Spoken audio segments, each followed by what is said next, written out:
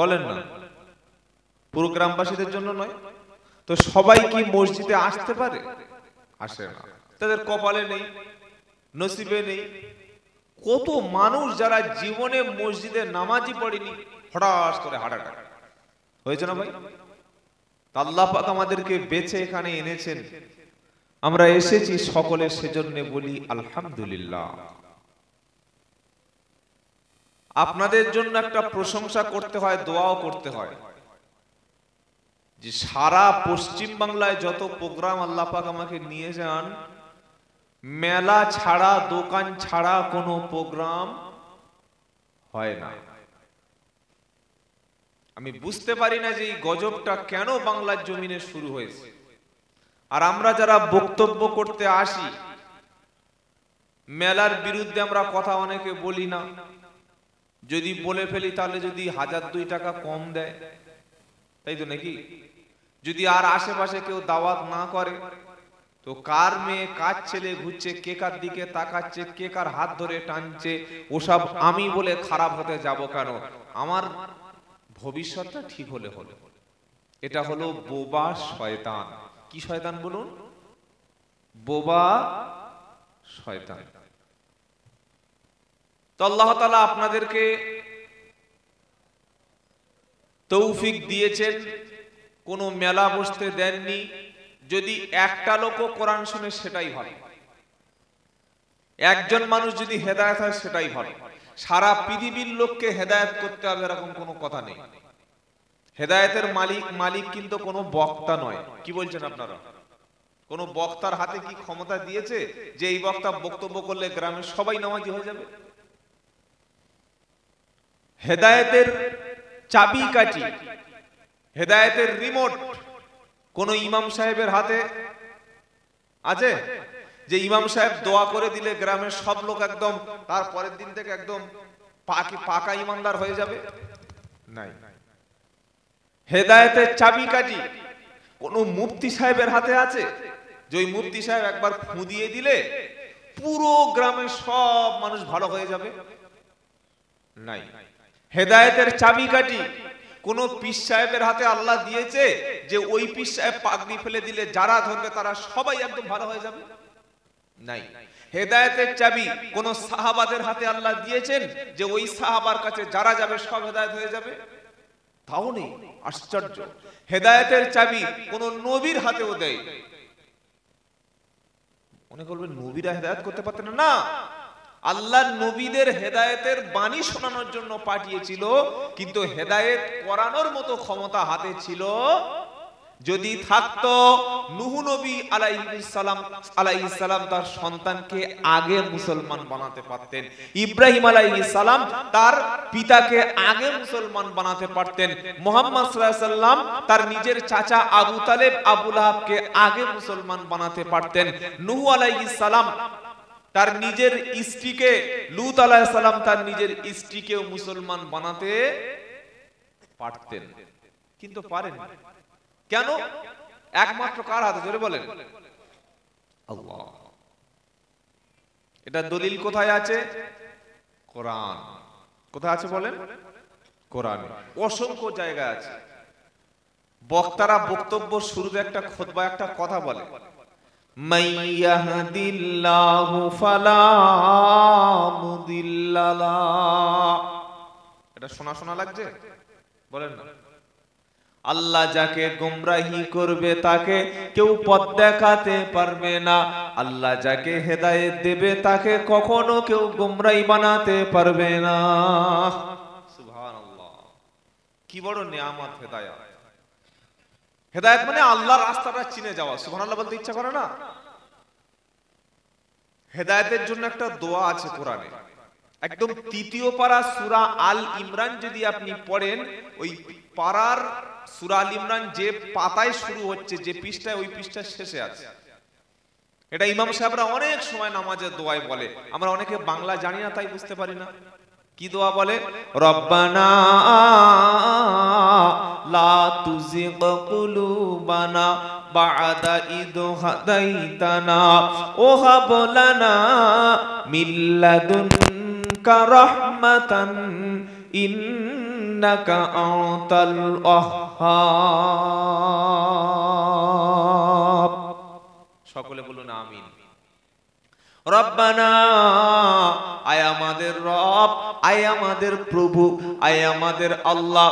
রব্বানা লা তুজিগ কুলুবানা, আমাদের কলবকে, আমাদের হৃদয়কে, আমাদের অন্তরকে যেন তুমি বিগড়ে যেন দিও না, গোমরাহি করে দিও না, বক্রতা করে দিও না। হেদায়েত পাওয়ার পরে আমাদেরকে আরো যেন গোমরাহি রাস্তায় ফেলে দিও না। আল্লাহ গো, একবার যখন কলেমা পড়েছি মুখ দিয়ে যেন আর কলেমা ছাড়া হয় না। একবার যখন মাথায় টুপি তুলে নিয়েছি এই টুপি যেন মৃত্যু পর্যন্ত আর খুলতে হয় না। একবার যখন মসজিদ ওয়ালা হয়ে গেছি আর কখনো মসজিদ ছেড়ে বাইরে যাব না। একবার যখন মুসলমান হয়েছি ইসলাম থেকে আর কখনো বার হব না। একবার যখন কলেমা পড়ে নবীর উপরে, আল্লাহর উপরে বিশ্বাস করে ঈমান এনেছি, আর যেন কখনো আমাকে বেঈমান ইহুদি নাসারা খ্রিস্টান বানিয়ে কবরে দিও না। কথা মনে থাকবে ইনশাআল্লাহ। কত মানুষ হেদায়েত থেকে গোমরাহি হয়ে যায়, কত মানুষ।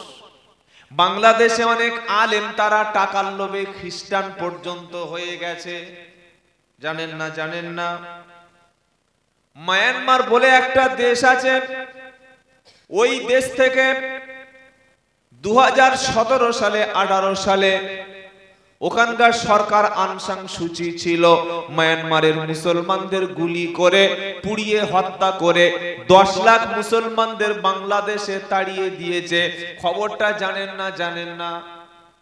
জানেন না? হাসিনা যে সরকার আমাদের এই বাংলাদেশ পাশে তো, বলেন না?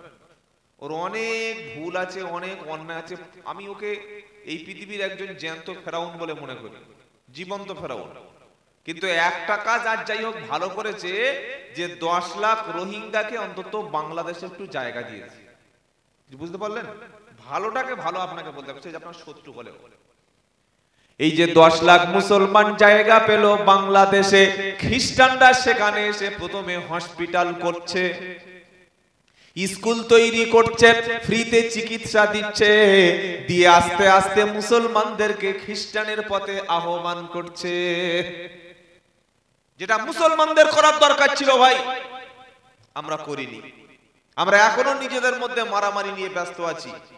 এই আমিন জোরে হবে না আসতে হবে? কিয়ামটা দাঁড়িয়ে হবে না বসে হবে? মরে গেলে খানা হবে না হবে না? তাবলীগ জামাত জাহান্নামে যাবে না ফুরফুরা জাহান্নামে যাবে? সাবি মাযহাবটা ভালো না হানাফিটা ভালো? বুকে হাত বাঁধবো না নাভির নিচে হাত বাঁধবো? এই সব ছোট্ট ছোট্ট বিষয় নিয়ে আমরা সমাজের সাধারণ মানুষদের গন্ডগোল বাঁধিয়ে দিয়ে চলে গেছি। হচ্ছে না ভাই? অথচ এগুলো বিষয় নয়। জাতির মহিলারা নারীরা যখন সুদের সঙ্গে যুক্ত হয়ে গেছে, ছেলেরা যখন কোরআনের বদলে হাতে মদের বোতল তুলে নিয়েছে, স্কুলগুলো যখন বন্ধ হয়ে যাচ্ছে, শিক্ষা থেকে মানুষ মুখ ফিরিয়ে নিয়ে মূর্খতা যখন হয়ে যাচ্ছে, মসজিদে 4 জন 5 জনের বেশি নামাজি বাড়ানোর চেষ্টার কোনো প্রয়াস আমরা করছি না, এই সময় এই মারামারিগুলোর কি দরকার আছে ভাই? দরকার আছে? কিন্তু আমরা বাদিয়ে দিয়ে যাচ্ছি। আল্লাহ আমাদের জাতিকে ঐক্যভাবে থাকার তৌফিক দান করেন, বলুন আমিন। আজকের একজন সকালে ফোন করেছে আমাকে, তখন ওই 11:30 ফোন করে বলছে আপনি আব্দুল্লাহ জুবাইর? হ্যাঁ। বলছে আপনি কি? আপনি কি মানে? খ্রিস্টান মনে হচ্ছে নাকি? বলছে না আপনি তাবলীগ না ফুরফুরা না আজানগাছি না কাদরিয়া, কোন দলের?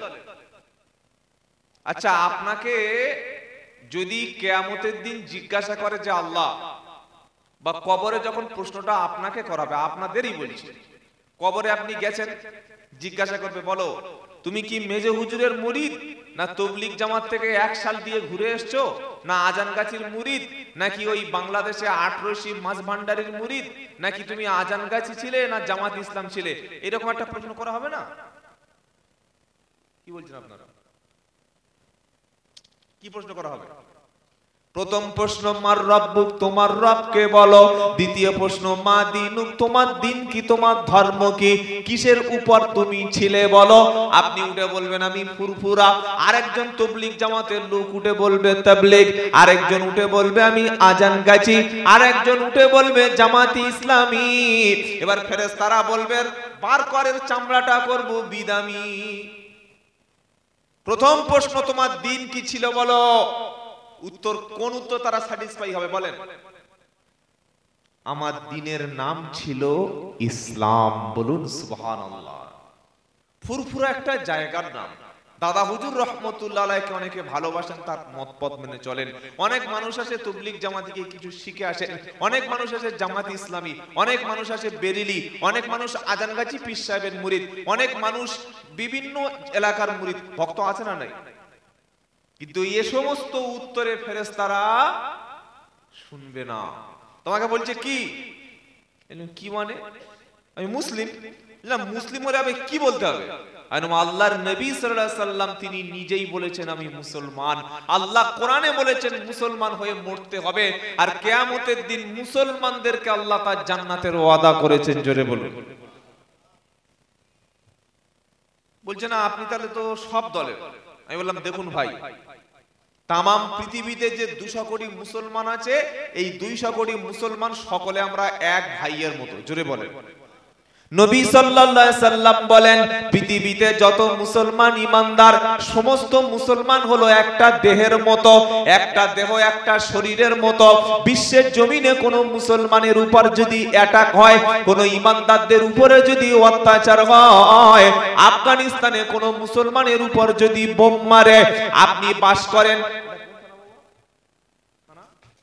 বসিরহাট থানায়, কোন মুসলমান যদি আফগানিস্তানের মুসলমানের খবরটা দেখে বসিরহাট থানার কোন মানুষের অন্তর যদি না কাঁপে, সে ব্যক্তির মধ্যে ঈমান নাই। বাংলাদেশে একটা মানুষকে যদি বিনা কারণে জুলুম হয়, একটা মানুষ যদি কোনো মুসলমানকে বিনা কারণে তার উপরে অত্যাচার হয়, বসিরহাট থানায় এখানে বসে বসে যদি আমার চোখ থেকে দুফোঁটা পানি না পড়ে, আমি কিন্তু মুমিন না। মায়ানমারে যখন মুসলমানদের অত্যাচার করা হয়েছে, আমরা তখন কেঁদেছি। আমরা একবারও জানতে চাই নিজে মায়ানমারের মুসলমানরা তাবলীগ জামাত ছিল কিনা। তারা ফুরফুরা এসে দাদা হুজুর, মেজো হুজুর, 5 হুজুরের কাছে মুরিদ হয়ে গিয়েছিল কিনা, একবারও আমরা কখনো জানতে চাইনি। আমরা প্রথমে দেখেছি তাদের পরিচয় ছিল মুসলমান। কিছু বুঝতে পারছেন? আফগানিস্তানের দেশটাকে শ্মশান বানিয়ে দেওয়া হয়েছে, ইরাক নামক দেশটাকে আমেরিকা কবরস্থান বানিয়ে দিয়েছে, বিধবা নারীর দেশ হিসাবে বানিয়ে দিয়েছে। 2000 সাল থেকে শুরু করে 20 বছর আফগানিস্তানের উপরে আমেরিকা রাশিয়া বোম মেরে গোটা দেশটাকে শ্মশান বানিয়ে দিয়েছে। আমরা যখন পত্রিকায় খবর পেয়েছি তখন কেঁদেছি। একবারও আফগানিস্তানের মুসলমানদেরকে জিজ্ঞাসা করি নাই ওরা তাবলীগ না ওরা ফুরফুরা, ওরা হানাফি না ওরা শাফি, না ওরা বেরেলি, না ওরা লামাযহাবি। যখন দেখেছি মুসলমান তাদের উপরে বোম্বিং হয়েছে, মায়েদের ইজ্জত নষ্ট হয়েছে, আমরা মুসলমান কলকাতার জমিনে আফগানিস্তানের নিরীহ মুসলমানদের জন্য প্রতিবাদে শামিল হয়েছি। এগুলো কি বানিয়ে বলছি না, সত্য কথা। আজ ফিলিস্তিনে প্রতিদিন 24 ঘন্টায় 1.5 থেকে 2000 আমার কলেমা পড়া ভাই শহীদ হচ্ছে। আল্লাহু আকবার। এটা দেখে আমাদের চোখের পানি পড়ছে না, পড়ে না? বলেন না। কই কোনোদিন কি প্রশ্ন কেউ করেছি যে ফিলিস্তিনের লোক তো কোনোদিন ফুরফুরা শরীফে আসেনি, বা ওরা ফুরফুরার পীর সাহেবের মুরিদ নয়, ওখানে তাবলীগ জামাত গিয়ে জামাতের কাজ করেনি, বা ওখানে বেরেলি জামাত নেই, ওরা আমরা আমাদের দলে নয়, এরকম কথা কোনো মুসলমান বলেছে? গোটা পৃথিবীতে যিনি কলেমা পড়েছেন তিনি আমার ভাই। জোরে বলুন না সুবহানাল্লাহ। আমাকে প্রশ্ন করছে 2023 সালে দাঁড়িয়ে কত বড় মূর্খ যে আপনি কি। আমি বলছি আমি একজন মুসলমান, একজন আহলে সুন্নাত ওয়াল জামাত। এরপরে বলছে আপনার পরিচয় বলুন। আমি বললাম কুরআন, হাদিস, ইজমা, কিয়াস, শরিয়াতের 4টি দলিল, এর বাইরে আমার কোনো মত নাই, কোনো মন্তব্য নাই। কথা মনে থাকবে ইনশাআল্লাহ। যেটা শোনাচ্ছিলাম ভাই, আজকের ইহুদি খ্রিস্টানরা পৃথিবীতে মাত্র 80 লক্ষ থেকে 90 লক্ষ ইহুদি বাস করে, অথচ এরা গোটা পৃথিবীটাকে শাসন করছে। পৃথিবী খ্রিস্টানরা তামাম পৃথিবীতে তাদের হসপিটাল, তাদের স্কুল, তাদের সমস্ত চিকিৎসা, শিক্ষা সবকিছু বিনামূল্যে দিচ্ছে। কিন্তু আমরা মুসলমানরা এখনো নিজেদের মধ্যে মারামারি করতে ব্যস্ত আছি। আল্লাহ আমাদের বার হয়ে আসার তৌফিক দান করুক, বলুন আমিন। তাহলে শোনাচ্ছিলাম হেদায়েতের মালিক কে? আল্লাহ। প্রত্যেক নামাজের শেষে দোয়া করবেন, আল্লাহ আমাকে হেদায়েত করুন, বলুন না আমিন। নামাজের মধ্যে কি একটা আয়াত আছে হেদায়েত সম্পর্কে, কি বলেন তো? ইহদিনাস সিরাতাল মুস্তাকিম। এটা আমরা বলি না? আয় আল্লাহ তাআলা সঠিক সরল পথে হেদায়েতের রাস্তার উপরে সিরাতুল মুস্তাকিমের উপর পরিচালিত করো। সিরাতুল মুস্তাকিম কোন রাস্তা? হেদায়েতের রাস্তা কোনটা? মাই ইউতিইল্লাহ ওয়ার রাসূল ফাউলাইকা মাআল্লাযীনা আনআমাল্লাহু আলাইহিম মিনান নাবিয়িনা ওয়াস-সিদ্দিকিনা ওয়াশ-শুহাদা'i ওয়াস-সালিহিন ওয়া হাসুনা উলাইকা রফিকা। 5 পারা 8 পৃষ্ঠা প্রথম লাইনে সূরা নিসায় আল্লাহ পাক শোনাচ্ছে আল্লাহর নিয়ামত প্রাপ্ত, হেদায়েত প্রাপ্ত দল হলো 4টি। একটা হলো নবীন, সমস্ত নবীরা হলো হেদায়েত প্রাপ্ত, জোরে বলুন সুবহানাল্লাহ। ওয়াস-সিদ্দিকিন, সমস্ত সিদ্দিকরা তারা হলো হেদায়েত প্রাপ্ত। ওয়াশ-শুহাদা, আল্লাহর রাস্তায় জান এবং মাল লাগিয়ে কুরবানি করে শহীদ হয়েছে যারা, আল্লাহর হেদায়েত প্রাপ্ত ব্যক্তি হলেন তারা। 4 নম্বর সালিহিন, নেক ব্যক্তি ছিলেন যারা, নবীদের দেখানো রাস্তায় চলেছে যারা, আল্লাহর কাছে হেদায়েত প্রাপ্ত হলো তারা। তাই নামাজে মুমিন বান্দা প্রত্যেক নামাজে দোয়া করে ইহদিনাস সিরাতাল মুস্তাকিম, আয় আল্লাহ সঠিক সরল রাস্তা তুমি আমাকে দেখাও, যে রাস্তায় নবীরা চলে গেছে, সাহাবারা চলে গেছে। হেদায়েতের মাপকাঠি হলো আল্লাহর নবী এবং সাহাবায়ে কেরাম। কারা হেদায়েতের মাপকাঠি? সাহাবাদের মতো। আপনি কলেমা পড়ে ঈমান এনেছেন লা ইলাহা ইল্লাল্লাহ, একজন কাফের যদি লা ইলাহা ইল্লাল্লাহ পড়ে সাথে সাথে কি হয়ে গেল? মুসলমান হয়ে গেল। সুবহানাল্লাহ বলতে ইচ্ছা করে না?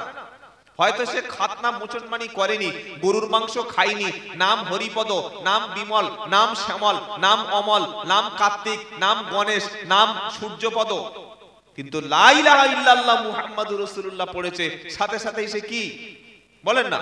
মুসলিম। এখন সেই ব্যক্তি যদি আল্লাহর জান্নাতে যেতে চায়, সেই ব্যক্তি যদি ঈমান নিয়ে কবরে যেতে চায়, তো সেই ব্যক্তিকে কোন ব্যক্তিদের দেখে সেই ব্যক্তি চলবে? বলুন আপনারা। মসজিদের ইমাম দেখে, হাফেজ সাহেব দেখে, না পীর সাহেব দেখে, না মুফতি সাহেব দেখে, না কারি সাহেব দেখে? কোন ব্যক্তিদের দেখে সেই ব্যক্তি যদি জীবন যাপন করে তবে হেদায়েত পাবে? বলতে পারবেন? আল্লাহর নবীর সাহাবাদের দেখে সেই ব্যক্তি যদি জীবন যাপন করে তো সেই ব্যক্তি জান্নাতি, বলুন সুবহানাল্লাহ। সাহাবাদের মধ্যে খোলাফায়ে রাশিদিন যারা, আবু বকর, উমর, উসমান, আলী রিদওয়ানুল্লাহ তাআলা আজমাইন, এই 4 জন খলিফা আল্লাহর নবী যাদেরকে জান্নাতের সুসংবাদ দিয়েছেন, সাহাবাদের পথ, খোলাফায়ে রাশিদিনদের পথটাই হচ্ছে আল্লাহর জান্নাতি পথ। সুবহানাল্লাহ বলবেন না? ঈমান যদি আপনাকে আনতে হয়, হেদায়েতের উপরে যদি টিকে থাকতে হয়, যদি আপনাকে মৃত্যু পর্যন্ত হেদায়েতের উপরে বেঁচে থাকতে হয়, পৃথিবীর কোনো ব্যক্তি নয়, পৃথিবীর কোনো হুজুর নয়, পৃথিবীর কোনো হাফেজ সাহেব, মুফতি সাহেব, কারি সাহেব, ফকির সাহেব নয়, সাহাবাদের যে ঈমান ছিল ওই ঈমানের উপরে যদি আপনি জমে থাকেন, মজবুত থাকেন, ধরে থাকেন, আপনি জান্নাতি, জান্নাতি, জান্নাতি। জোরে বলুন। কি করে বললেন? ফাইন আমানু বিমিসলি মা আমানতুম বিহি ফাকাদ ইহতাদাও। আবার বলছি, ফাইন আমানু বিমিসলি মা আমানতুম বিহি ফাকাদ ইহতাদাও ওয়া ইন তাওয়াল্লাউ ফাইন্নামা হুম ফি শিকাক ফাসায়াকফিকাহুমুল্লাহু ওয়া হুয়াস সামিউল আলিম। প্রথম পারা 20 পৃষ্ঠা সূরা বাকারা, একদম উপর থেকে 4টে লাইন নিচে আল্লাহ পাক শোনাচ্ছে, হে বিশ্ববাসী শুনে রাখো, যদি তোমরা ঈমান আনো, যদি তোমরা হেদায়েতের উপরে চলতে চাও, তাদের মতো তোমরা ঈমান আনো যারা যারা হেদায়েত প্রাপ্ত হয়েছে। সাহাবাওয়ালা ঈমান তোমাদের নিয়ে এসো। আবু বকরও জান্নাতি, ওমর ফারুক জান্নাতি, উসমানও জান্নাতি, হযরত আলী রাদিয়াল্লাহু তাআলা আনহু জান্নাতি, রিদওয়ানুল্লাহ তাআলা আলাইহিম আজমাইন। সাহাবা কারা ভাই জানা আছে? জানেন না? যারা নবীকে নিজের চোখে দেখেছে, ইন্তেকালের সময় ও নবীকে ইন্তেকালের সময় ঈমান নিয়ে মারা গেছে। আল্লাহর নবীকে যারা দেখেছে আর ঈমান নিয়ে যারা মারা গেছে, ওনারা হলেন সাহাবায়ে কেরাম। জোরে বলবেন না সুবহানাল্লাহ। তাদের সংখ্যা ছিল প্রায় 1,24,000-এর মতো সাহাবা। সুবহানাল্লাহ। এতগুলো ব্যক্তি আল্লাহর নবীকে দেখেছে। আল্লাহর নবীকে যারাই দেখেছে, নবীর মতো নবীর কথা শুনে নামাজ পড়েছে, নবীর কথা শুনে হজ করেছে, নবীর কথা শুনে বিয়ে করেছে, নবী যেরকম বলেছে সেরকম চলেছে, যেরকম খেতে বলেছেন সেই রকম খেয়েছেন, নবী যে পোশাক পরতে বলেছেন সেই রকম পোশাক পরেছেন। আল্লাহ রাসূলের মুহাব্বত তাদের সামনাসামনি হয়েছে। একমাত্র তারাই সঠিক পথে ছিল। তাদের দেখে ফলো করলে আপনি অবশ্যই নবীর সাথে জান্নাতে যাবেন। জোরে বলতে পারলেন না? কেউ যদি বলেন আমাদের তালতলার হুজুর একটা কথা বলেছে, কেউ যদি বলেন আমাদের খেজুরতলা একজন হুজুর ছিলেন উনি সঠিক কথা বলেছে, হ্যাঁ, এই সমস্ত মানুষদের ভুলও হতে পারে, কিছু ঠিকও হতে পারে। যারা বিশ্বের জমিনে বড় বড় ওলি, বড় বড় পীর, তারা সর্বপ্রথম সাহাবাদের মতো জিন্দেগি তৈরি করেছিলেন। বলুন না সুবহানাল্লাহ। কাদের মতো জিন্দেগি? বলেন কাদের মতো? সাহাবা। আপনাকে খাঁটি মুসলমান হতে গেলে, আপনাকে খাঁটি আল্লাহর ওলি হতে গেলে আবু বকর, ওমর, উসমান, আলী রাদিয়াল্লাহু তাআলা আনহুর মতো জীবন তৈরি করতে হবে। আচ্ছা, আবু বকর সিদ্দিক নাম শুনেছেন? তিনি নবীর কে ছিলেন বাবা? প্রথম খলিফা, আবার নবীজির শ্বশুর, আবার নবীর হাতে হাত দিয়ে কলেমা পড়ে প্রথম মুসলমান হওয়া ব্যক্তি। বলুন না সুবহানাল্লাহ। এই যে আবু বকরের নামের শেষে সিদ্দিকটা কেন বলা হচ্ছে? আজকে এখন বিভিন্ন জায়গায় আমাদের ভারতবর্ষেও সিদ্দিক আছে, বাংলাদেশেও সিদ্দিক আছে। সব বলছে আমরা সিদ্দিকী বংশ, সবাই দাবি করছে। কিন্তু আবু বকর সিদ্দিকের যে ঈমান আর যারা দাবি করছে আমরা সিদ্দিকী, ঈমান কিন্তু পার্থক্য আছে না? নাই? বলেন না কেমন ঈমান? আল্লাহর নবী সাল্লাল্লাহু আলাইহি সাল্লাম সবে মিরাজ থেকে ঘুরে এসে সবে বসেছে সকালবেলা, ফার্স্ট মর্নিং। যখন বসেছে প্রথম দেখা হবে তো সেই হতভাগার সঙ্গে দেখা হয়েছে। কি নাম? আবু জাহাল। কি নাম বলেন? আবু জাহাল। আবু জাহাল বললেন মুহাম্মদ, বলেন সাল্লাল্লাহু, নবীর নাম শুনে দরুদ শরীফ পড়বেন, সওয়াব দেবেন কে? আবু জাহেল বললেন মুহাম্মদ সাল্লাল্লাহু আলাইহি সাল্লাম প্রত্যেকদিন নতুন নতুন কথা, নতুন নতুন তথ্য কবর সম্পর্কে বলো, জান্নাত জাহান্নাম সম্পর্কে বলো। আজকে কি কোনো নতুন বক্তব্য কিছু আছে? আল্লাহর নবী সাল্লাল্লাহু আলাইহি সাল্লাম বললেন, গত রাতে আল্লাহ তাআলা জিবরাইল পাঠিয়ে আমাকে মসজিদুল হারাম থেকে নিয়ে গেলেন মসজিদুল আকসা। সেখান থেকে 7টা আসমান পাড়ি দিয়ে সিদরাতুল মুনতাহা পাড়ি দিয়ে আল্লাহর আরশ আজিমের কাছাকাছি নিয়ে কোন কাজ করলে কি হবে, কোনটা কি হবে সবকিছু দেখিয়ে আমাকে ফিরিয়ে আনলো। এটা শুনে আল্লাহর নবী যখন ঘটনাটা বর্ণনা করলো, এটা শুনে তখন আবু জাহেলের মাথায় হ্যাং বোঝেন? এ বাবা, যুবক ছেলে যারা ফোন ব্যবহার করে হ্যাং বোঝো না? কোনো কাজ করে না, কি করবে? পিছনে যায় না, সামনে যায় না, হ্যাং হয়ে গেছে। আবু জাহেল বলল, সত্যি অনেকদিন পর একটা টাটকা খবর পেয়েছি, কি আশ্চর্য। আচ্ছা, এই মিরাজের ঘটনাটা সেদিন আবু জাহেলের মাথায় হ্যাং করেছিল কেন? সংক্ষেপে একটু ছোট করে বলবো, একদম সংক্ষেপে। এটা শোনার দরকার আছে। আর মিরাজ সম্পর্কে আমাদের ঈমান হলো আল্লাহ তাআলা তার রাসূল সাল্লাল্লাহু আলাইহি সাল্লামকে এই পৃথিবী থেকে সশরীরে আল্লাহর আরশ আজিমে নিয়ে গিয়েছিলেন। জোরে বলবেন না সুবহানাল্লাহ। নবীজি শুয়ে আছেন রাত্রে বেলা এই রজব মাসে ঈশান নামাজের পরে রাতের গভীরে হঠাৎ জিবরাইল আসলেন। বুখারী মুসলিমের হাদিস, জিবরাইল এসে আল্লাহর নবী সাল্লাল্লাহু আলাইহি সাল্লামের কাছে, নবীর ঘরের উপরে কিন্তু যে ছাদের মতো অবস্থা ছিল, উপরে যেটা ছাউনি ছিল, ছাউনিটা একটু সরিয়ে আল্লাহর নবীর কাছে জিবরাইল আলাইহিস সালাম নাজিল হলেন। এসে বলছেন আসসালামু আলাইকা ইয়া রাসূলুল্লাহ। রাসূল জেগে উঠেছে, জিবরাইল এত রাতে আর থেকে আসছেন কেন? আচ্ছা বলুন, আপনার বাড়িতে যদি কোনো মেহমান আসে, হয় ঘরের সামনে থেকে আসবে, সামনে থেকে দরজা বন্ধ থাকলে পিছনের দরজা দিয়ে আসবে, তাই তো নাকি? তা না হলে জানালা দিয়ে আসবে। যদি উপর থেকে এসবেস্টার ভেঙে নামে, অবাক হবেন না?